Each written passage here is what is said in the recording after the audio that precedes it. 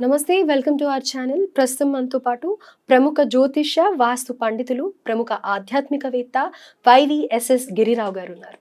నమస్కారం అండి. నమస్తే అమ్మా.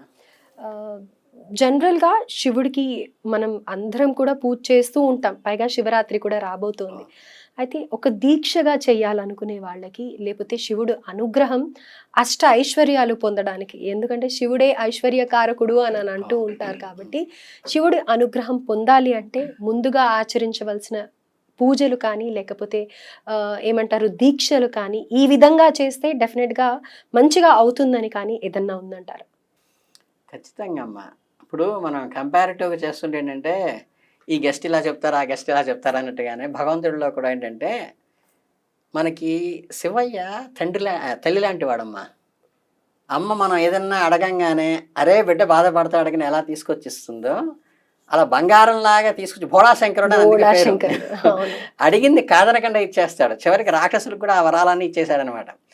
అదే విష్ణుమూర్తి దగ్గరికి వెళ్ళేసరికి మీకేంటంటే, తండ్రిలాగా ఇది ఈ పిల్లాడికి ఇబ్బంది పడతాడా, అవసరమా కాదా ఆచితూచి ఇస్తారు. ఈయన తల్లి మనస్సు శివ ఇది. అందుకని ఏంటంటే అస్సలు అడగడమే ఆలస్యం. ఆనందంగా ఆర్తితో కనుక మనం ఎలుగెత్తి పిలిస్తే శివయ్య పరిగెత్తుకు వచ్చేస్తాడు. అయితే ఇదే కష్టంగా మారిపోతుంది. ఆర్తితో అంటారు, వాళ్ళు ఉండే సమస్యలే వాళ్ళకి పాపం తోచలేని స్థితి ఉంటూ ఉంటుంది కొంతమందికి. మరి అలాంటప్పుడు ఆర్తి రావాలి అంటే గనక ఏ విధంగా కనెక్ట్ అవ్వాలి అనేది కన్ఫ్యూజన్ గా ఉంటుంది. అది ఏంటి ఆర్తి అంటే? మీకు ఆధ్యాత్మిక ఆర్తితో పాటు, ఇప్పుడు మీకు ఏదైనా సమస్య ఉందనుకోండి, మీరు జనరల్గా మీకు ఒక ఆఫీస్లో 10 మంది ఉంటారు, 20 మంది ఉంటారు, లేకపోతే చుట్టాల్లో 100 మంది ఉంటారు. కానీ మీకు ఏదైనా బాధలో ఉన్నప్పుడు ఒక వ్యక్తి దగ్గరికి రాగానే నీళ్ళలు వచ్చేస్తాయి, కళ్ళల్లో నీళ్ళు వచ్చేసి గట్టిగా కావరించుకుని కష్టం సుఖం చెప్పుకుంటాం. మరి అంతమంది 100 మంది ఉంటే 100 మందికి చెప్పుకో. అలాగే మనం ఈ మానవులతో పెట్టుకునే బదులు పొలిటీషియన్స్, ఆర్థికమైన వాళ్ళు, ఫిజికల్గా హెల్ప్ చేసే వాళ్ళకంటే కూడా భగవంతుడి దగ్గరికి వెళ్ళి మీ కష్టం కానీ, బాధ కానీ, ఆవేదన కానీ, దుఃఖం కానీ, అయ్యా నాకు ఇట్లా ఉందయ్యా, ఏంటో ఇంత సమస్య, నేను ఎందుకింత ఇబ్బంది పెడతావు, నెల రోజు నుంచి అవస్థ పడుతున్నాను, నువ్వు కాక నాకు ఇంకెవడు చూస్తాడు, ఇప్పుడు ఎవడబ్బా సుమ్మా అని చెండాకోలు పెట్టి కొడుతుంటే అన్నమయ్య అడిగాడు చూసారా. అలా మనం గనక కష్టం సుఖం చెప్పుకున్నప్పుడు, ఒక తండ్రి దగ్గర చెప్పుకున్నట్టుగా, ఒక తల్లి దగ్గర చెప్పుకున్నట్టుగా మనం ఎప్పుడైతే చెప్తామో లోపల తెలియకుండానే ఆర్ద్రత వచ్చేస్తుంది. ఇప్పుడు మీకు కలుగుతుంది అదే, కళ్ళలో నీళ్లు కూడా నేను చూడగలుగుతాను. వాస్తవం. ఎందుకంటే భగవత్తు ఆ తత్వం లోపల మెలిసినప్పుడు ఆ మూర్తిని గురించి తలుచుకోగానే లోపల ఆర్ద్రత వస్తుంది. అంటే భగవత్ తత్వాన్ని గనక మనం ఒక్కసారి గనక అనుభవిస్తే, ఆ భగవతత్వాన్ని ఎప్పుడు తెలుసుకున్నా, అరే అసలు ఇంతమంది ఇంత భయంకరంగా ఉన్నది, అలా అక్కడ దాకా వచ్చి టక్కన ఆపేస్తాడు ఆయన. అస్సలు వెంట్రుక వాసులు ఆపేసేసి చక్కగా తామరాకు మీద నీటి మీద ఇలాగా అలా తీసి పక్కనేస్తాడు. చాలా మంది జీవితాల్లో కూడా ఇది గమనించే ఉంటారు. అదే అందుకని ఏంటంటే ఆ తత్వము చక్కగా శివయ్య ఏంటిది, నా పరిస్థితి ఏంటి, నువ్వు కాక నాకు ఇంకెవరు చేస్తారయ్యా అని ప్రేమగా ఎప్పుడైతే చెప్పుకుంటామో మనకి లోపల నుంచి ఆర్ద్రత ఆటోమేటిక్గా వస్తుంది. ఆ వచ్చినప్పుడు మీరు ఎప్పుడైతే ఆర్ద్రతతో ఓపెన్ అప్ అయ్యి, అంటే ఆర్ద్రత వచ్చినప్పుడు ఏంటంటే జినైన్ అనమాట, మీకు వేరే ఆలోచనలు కానీ, వేరే ఇది ఇగో కానీ, వేరే థాట్ కానీ ఏం ఉండదు, కంప్లీట్ బ్లాంక్ అయిపోతుంది మైండ్. ఆయన నేనే అన్న స్థితి వస్తుంది. ఆ స్థితి వచ్చినప్పుడు ఏంటంటే ఇమ్మీడియట్గా మీకు అది సమస్య సాల్వ్ చేస్తాడు ఆయన. అది అలాగే ఇంకా శివ పూజలోకి వచ్చేసి ఏంటంటే, నియమాల దగ్గరికి వచ్చేసి ఏంటంటే, చాలామంది అంటే నేను చూస్తాను, అంటే నీటి కొరది తామర అన్నట్టుగా వాళ్ళ స్థాయిని బట్టి మనకి ఇంత ఉంది కదా, భగవంతుడికి పెట్టకపోతే ఎవరికి పెడతాం, చాలా డాంబికంగా, చాలా క్లాస్గా, రకరకాలుగా అలంకారాలు చేసి, రకరకాల రంగులతో ఆయన్ని అలంకరించేసి, అభిషేకాలు కూడా రకరకాల రంగునీళ్ళతో చేసి చాలా ఇది చేస్తున్నారు. కానీ ఆయనకి కావాల్సింది స్వచ్ఛమైన గంగ, తర్వాత ఏంటంటే ఒక మారేడు దళము, ఇంత విభూది, ఈ 3 పర్ఫెక్ట్గా. దీనికి ఏది ఖర్చు లేదు కదా.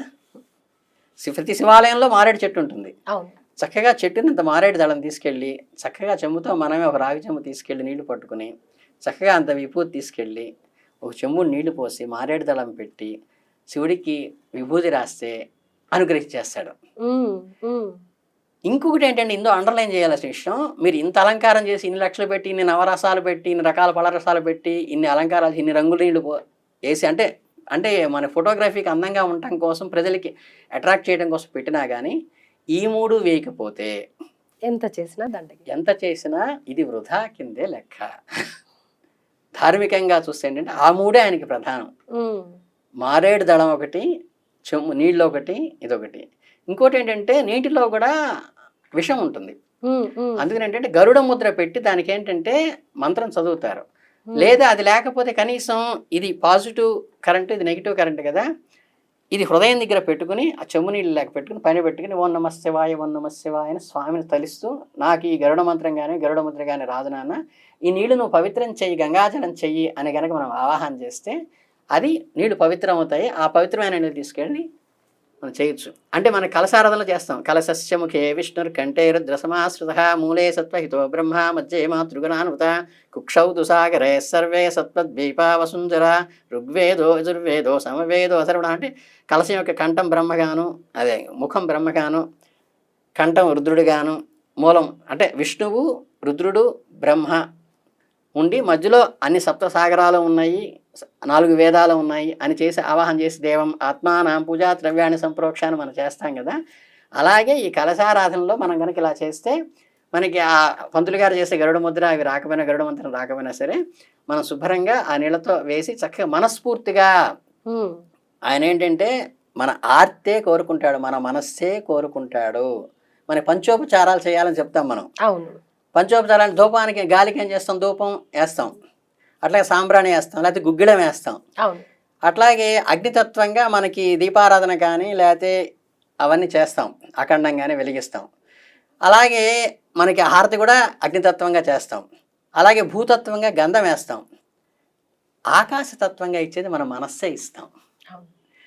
కనుక ఏంటంటే ఈ మనస్సు అక్కడ లేకుండా నువ్వు ఏం చేసినా అది వృధా ప్రయాస.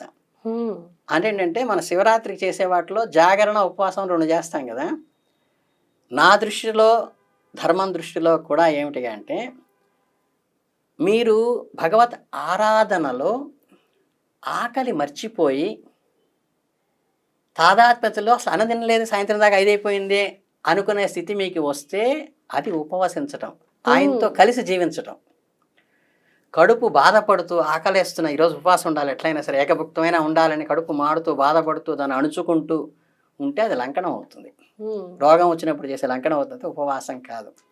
ఇంక్లూడింగ్ జాగరణ కూడా మనం చక్కగా స్వామివారి దగ్గరికి వెళ్ళగానే సాయంత్రం మనకి ప్రదోషకాలం నుంచి ఏంటంటే చక్కగా కళ్యాణం చేస్తారు. ఆ రోజు శివ కళ్యాణం చేస్తారు. శివ కళ్యాణం శివరాత్రి రోజు చేస్తారు. అలాగే కళ్యాణం అయ్యేసరికి 10 అవుతుంది. తర్వాత లింగోద్భవ కాలంలో చక్కగా లోపల అర్చన చేస్తారు, ఏకాదశి రుద్రం చేస్తారు. అదేసరికి తెల్లారుజాము 2 అవుతుంది. అది అయిపోయిన తర్వాత ఈయన అయిపోయిన తర్వాత అలంకారం చేసి నివేదన పెట్టిన తర్వాత మళ్ళీ అమ్మవారి దగ్గరికి వెళ్తారు.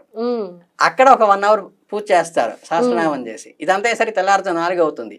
ఈ కార్యక్రమంలో మిళితం అయిపోయి నిద్రని మర్చిపోయి శివతత్వంలో లీనమైతే అది జాగరణ అంతే. అవును, అంతేగాని ఏదో సినిమాలు చూస్తూనో పేకాడుతూనో టీవీలో సీరియల్స్ చూస్తూనో చెయ్యాలి కదా అని చెయ్యాలి అంటే నిద్ర ఆపుకోవటమే జాగరణ అనుకుంటే అది శుద్ధ వేస్ట్, ఉపయోగమేం లేదు. ఇంకోటి ఏంటంటే పర్వదిన కాలాల్లో కానీ నదీ పుష్కరాల్లో కానీ పుణ్యక్షేత్రాల్లో కానీ ఏది చేసినా 10 రెట్లు వస్తుందని చెప్తూ ఉంటాం కదా. అది చాలామందికి తెలియదు ఏంటంటే పుణ్యకారం చేస్తే 100 రెట్లు వస్తుంది అనుకుంటారు, కానీ పాపకారం చేసినా ఆ టైంలో 100 రెట్లు వస్తుంది. అంటే శివరాత్రి జాగారం రోజు మీరు అనవసరమైన కార్యక్రమాలు వ్యాపకాలు పెట్టుకుని కనుక నిద్ర ఆపుకుంటే ఆ పర్వదినంలో ఆ టైంలో ఈ చెడుకారం చేసిన దీనికి 100 రెట్లు ఫలితం వస్తుంది. అలాగే అంటే చాలా ఇవన్నీ కీన్ పాయింట్స్. అవి తెలియక చాలామంది చేసేటువంటి తప్పులు ఏంటంటే నిద్ర వచ్చేసింది అనుకో పడుకో, ఇబ్బంది లేదు, కానీ వేరే కార్యక్రమాలు భగవత్ కార్యక్రమం కాకుండా వేరే కార్యక్రమాలు లౌకిక విషయాల్లో ఆలోచించొద్దు అంట. ఆలోచించి ఆగబాకండి. అలాగే ఉపవాసం కూడా ఇది. అయితే మొత్తానికి మీరు చెప్పొచ్చేది ఏంటంటే దీక్షలు, వ్రతాలు, పూజలు ఏమీ అవసరం లేదు బోలా శంకరుడికి.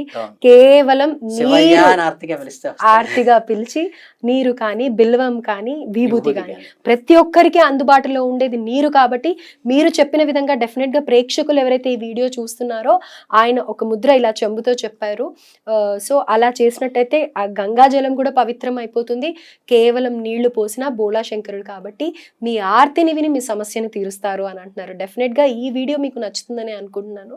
లైక్ చేయండి, షేర్ చేయండి. డెఫినెట్గా కష్టాల్లో ఉండే వాళ్ళని ఇలాంటి సింపుల్ మెథడ్స్తో కూడా పూజలకనో లేకపోతే హోమాలకనో ఎక్కువ డబ్బులు కట్టేసి ఇబ్బంది పడకుండా జస్ట్ శివయ్యని పూజిస్తే చాలు. ఈ విధంగా మీ ఆర్తితో అంతే, మంత్రాలు అక్కర్లేదు, ఏమక్కర్లేదు.